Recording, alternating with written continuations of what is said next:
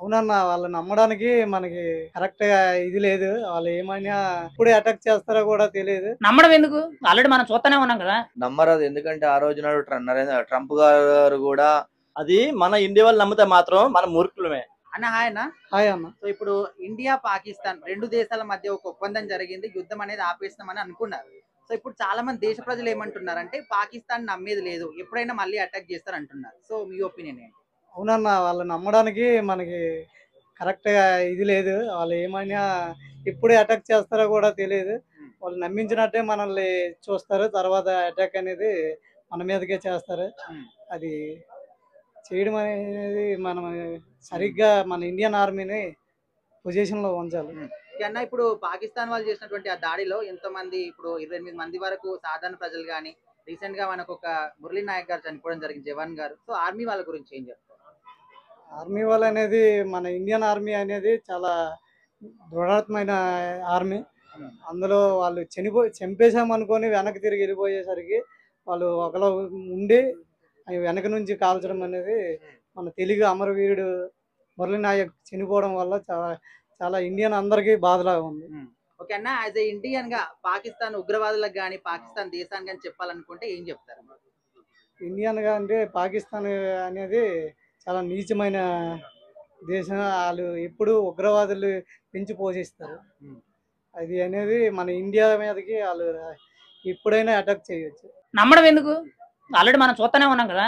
ఇప్పుడు ఈసారి ఏదో కొత్తగా నమ్మేసి వాళ్ళు ఏదో మనకేదో మేలు జరిగిపోద్ది, లేదనంటే ఈ ఉగ్రవాదం ఆగిపోద్ది, దేశం బాగుపడిపోద్ది అని అనుకోవడం పొరపాటు.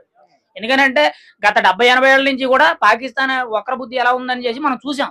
ఇప్పుడు ఓపెన్ గా చెప్తున్నాను, కుక్కతో ఇలా ఉంటది, ఇలా నువ్వు ఎంత బెండ్ చేసినా కానీ అదే తిరుగుతుంది. అలాగే పాకిస్తాన్ కూడా గతంలో వాళ్ళకి ప్రత్యేక దేశం కావాలన్నారు, ఇచ్చారు.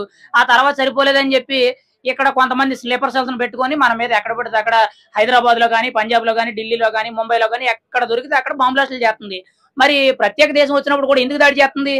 వాళ్ళ బుద్ధి వంకర కాబట్టి చేస్తున్నారు. మరి ఇన్నిసార్లు ఎక్స్పీరియన్స్ అయినా కూడా మన ఇండియన్ ప్రభుత్వం ఇప్పుడు ఎందుకు ఈ ఒప్పందానికి ఒప్పుకుందనుకోవచ్చు? ఇక్కడ ఇండియన్ ప్రభుత్వం ఒప్పందానికి ఇంకా ఒప్పుకోలేదండి. ఇక్కడ మన డిమాండ్స్ కూడా ఉన్నాయండి. మన డిమాండ్స్ ఏంటి? ముఖ్యంగా ఈ తీవ్రవాదుల అధ్యక్షుడు ఎవరైతే ఉన్నారో, 2-3 ఉన్నారు కదా, వాళ్ళని మాకు అప్పచెప్పాలని ఉంది ముఖ్యంగా. రెండోది, పాకిస్తాన్ కి ఇప్పుడు ఏదైతే పిఓకే అని చెప్పి ఆక్రమించిన ప్రాంతం ఏదైతే ఉందో దాన్ని పూర్తిగా కూడా ఇంకా వాళ్ళు వదిలేయాలి, ఆ సరిహద్దుల్లోకి రాకూడదు, మనకి కలిపేసుకోవడానికి ఉన్నాయి. ఇప్పుడు మన డిమాండ్లు మనకున్నాయి. ఇప్పుడు వాళ్ళ డిమాండ్ల కంటే కూడా మన డిమాండ్లే ఎక్కువ. ఇప్పుడు వాళ్ళ డిమాండ్ ఏంటి? యుద్ధం ఆపడం తప్పితే వాళ్ళ డిమాండ్ ఏం లేదు. రెండోది వచ్చి సింధు నదీ జలాలు మాకు విడుదల చేయండి అని అంటున్నారు. ఇప్పుడు అది విడుదల చేయాలంటే వీళ్ళు వీటికి ఒప్పుకోవాలి. ఇప్పుడు ఒప్పుకోలేదనుకో, మన వాళ్ళు శుభ్రంగా ఆల్రెడీ గేట్లు మూసేసి అక్కడ కూర్చున్నారు. ఒక 6 నెలలు 1 సంవత్సరం టైం పడుతుంది. కానీ సన్నగా ఇప్పటికే పాకిస్తాన్ అంతా కూడా ఎడారి ప్రాంత సగం, మిగతాదంతా కూడా పోద్ది. ఇప్పటికే తినడానికి లేక రోడ్లు కలుచుకుంటూ అవి ఇవి ఉన్నది లేక చాలా కష్టాలు పడుతున్నారు. ఇంకా దారుణం అయిపోద్ది. అప్పుడు మనం చేయవసరంలా. ఇప్పుడు ఒప్పందం తెగిపోయిందనంటే నా అభిప్రాయం ప్రకారం రేపు పొద్దున్న పాకిస్తాన్ లో ఉన్న ప్రజలందరూ కూడా గవర్నమెంట్ మీద తిరుగుబాటు చేస్తారు, ఆర్మీ మీద తిరుగుబాటు చేస్తారు, ముఖ్యంగా తీవ్రవాదుల మీద వాళ్ళే తిరుగుబాటు చేస్తారు. ఎందుకంటే ఇప్పుడు పాకిస్తాన్ అనే దేశం చెడ్డదే ఒప్పుకున్నాం, కానీ అందులో కూడా ఖాతా కోత ఎక్కడో కూడా మంచి వాళ్ళు ఉంటారు కదా, న్యాయంగా బతికే వాళ్ళు ఉంటారు కదా. మరి అటువంటి వాళ్ళకి ఏదో ఒక రోజు సహనం చచ్చిపోయి వాళ్ళే గవర్నమెంట్ మీద వ్యతిరేకం చేస్తారు. కానీ ఏంటంటే ఒక టైం పడద్దు. ఇప్పుడు మోడీ గారు ఏం చేశారు? ముఖ్యంగా మన దేశం అనేది చాలా కీలకమైన దేశాలతో మనకి అగ్రస్థానం ఉంది. ఇప్పుడు టాప్ 10 లిస్ట్ తీసుకోండి, ప్రపంచంలో ఉన్న పెద్ద దేశాల లిస్ట్ తీసుకుంటే టాప్ 10 లో ఇండియా ఉంది. దానికి సంబంధించి కానీ ఐక్యరాజ్య సమితికి సంబంధించిన కొన్ని నియమ నిబంధనలు ఏవైతే ఉంటాయో అవన్నీ కూడా కట్టుబడి ఉండాలి. మనం ఏదో పెద్ద దేశం అని చెప్పి మనకేదో డబ్బు ఉంది లేదంటే పాపులేషన్ ఎక్కువ ఉందని చెప్పి మనం ఇష్టానుసారంగా ప్రవర్తిస్తామంటే కుదరదు కదా. మనతో పాటు ఆర్థికంగా ఎదగవలసిన దేశాలు కొన్ని 100 దేశాలు ఉన్నాయి. వాటికి కట్టుబడి ఆ దేశం ఏం చెప్పుద్ది, ఆ దేశానికి సంబంధించిన అధ్యక్షులు ఏం చెప్తారని చెప్పి మోడీ గారు ప్రస్తుతానికి ఒక మీటింగ్ అటెండ్ అయ్యారు. మన సైడ్ కొన్ని ఒప్పందాలు పెట్టారు అక్కడ. అవి ఇంకా ఫుల్ఫిల్డ్ గా వాళ్ళు ఒప్పుకుంటాం అనలేదు, మన వాళ్ళు 1 సైడ్ గా ఓకే అయిపోయిందని చెప్పలేదు కదా. ఇక్కడ ఉగ్రవాదులు ఏ నిర్ణయం తీసుకున్నా సరే, పాకిస్తాన్ ఏ నిర్ణయం తీసుకున్నా సరే, ఇక్కడ ఉగ్రవాదులు మనకు అప్పచెప్పి ముఖ్యంగా పీవీకే మనకు అప్పచెప్తే ఓకే. నమ్మరాదు. ఎందుకంటే ఆ రోజు నాడు ట్రంప్ గారు కూడా ఈ 2 దేశాల మధ్యలో మేము ఒప్పందం తీసుకొచ్చినాం అన్న టైంలో కూడా కాశ్మీర్ లో మళ్ళా కాల్పులు జరిపి 4 సివిలియన్ సాధారణ పౌరుని 4ని, తర్వాత అదేవిధంగా ఇండియన్ ఆర్మీకి సంబంధించిన 8 మందిని వాళ్ళు చంపేయడం జరిగింది. నిజామాబాద్ తర్వాత వాళ్ళని నమ్మకూడదు. ఎందుకంటే వాళ్ళకి చదువు సంధ్య లేనటువంటి మూర్ఖులు. వాళ్ళకి ఎప్పుడు కూడా మైండ్ లో ఎప్పుడు ఉగ్రవాదం ప్రేరేపిస్తుంది తప్ప అట్లాంటి మూర్ఖుల్ని మనం నమ్మకూడదు, నమ్మద్దు. ఎందుకంటే ఇప్పుడు మన సెంట్రల్ గవర్నమెంట్ నరేంద్ర మోడీ గారు కూడా ఏం చెప్పారంటే అక్కడ నుంచి బుల్లెట్ వస్తే ఇక్కడ నుంచి బాంబులు పోవాలని చెప్పి సంకల్పం చెప్పిండు తప్ప బుల్లెట్ బార్డర్ దాంట్లో కూడా బాంబులు వేసిస్తామని.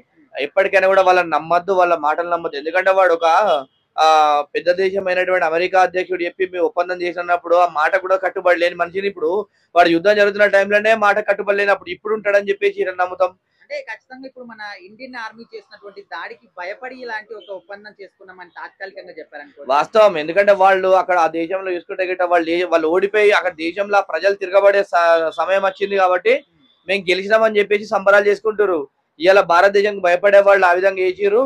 ఇప్పుడు ఇండియా కూడా ఏం చూస్తలేదు. ఇప్పుడు ఇక వాడు ఒక్క దాడి చేసిన దానికి ప్రతి దాడి చేసి సత్తా అయినా చూపిస్తామని చెప్పేసి. ఎందుకంటే నేను గవర్నమెంట్ ఒకటే విన్నపిస్తున్నా, మనము అయితే ఏదైతే ఉగ్రవాద స్థావరాలను మాత్రమే మట్టు పెట్టాలని చెప్పేసి ఒక ఆలోచన చేసామో ఆ ఆలోచన తీసేసి పాకిస్తాన్ నుంచి మనకు ఇలాంటి దాడి వచ్చినా కూడా ఆ దేశంలో అందరిపైన కూడా దాడి చేయాలని చెప్పి తెలియజేస్తున్నాం. ఎందుకంటే మనం కూడా మంచితనం కొద్ది మానవత్వం కొద్ది ఆలోచిస్తే నడవది.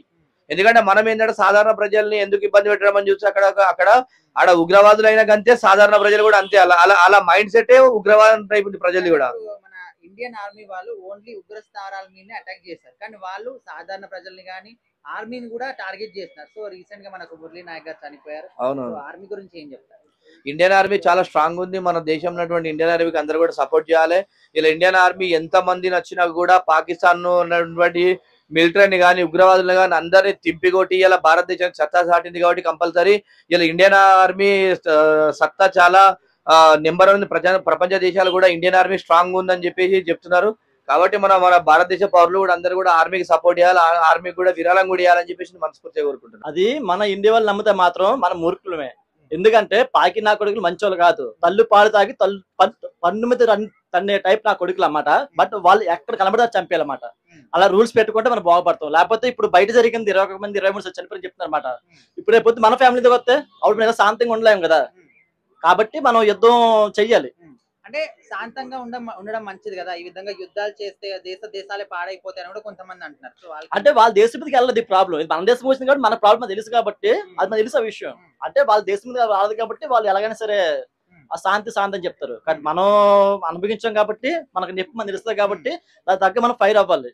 లేకపోతే రేపు పొద్దున్న మన ఇళ్లలోకి వచ్చి కాలుస్తారు. ఎల్లరికి వచ్చి ఇళ్లలో వచ్చి మన ఇండియన్ ఆర్మీ చేసినటువంటి అటాక్ కి దీనికి తాళలేక తట్టుకోలేక వాళ్ళు ఈ విధంగా ఒప్పందం చేసుకున్నామని బతిలాడుతున్నారు అనుకోవచ్చా? భయపడ్డారు అనుకోవచ్చా? అఫ్కోర్స్ అనుకోవచ్చు. వాళ్ళు భయపడుతున్నారు. వాళ్ళు భయపడుతున్నారు కాబట్టి రాజుకి వస్తారు అన్నారు వాళ్ళు. లేకపోతే రాజుకి రారు కదా వాళ్ళు భయపడుతున్నారు వాళ్ళు. సో ఇప్పుడు మన ఇండియన్ గవర్నమెంట్ ఇంకో మాట కూడా చెప్పినట్టు తెలుస్తుంది.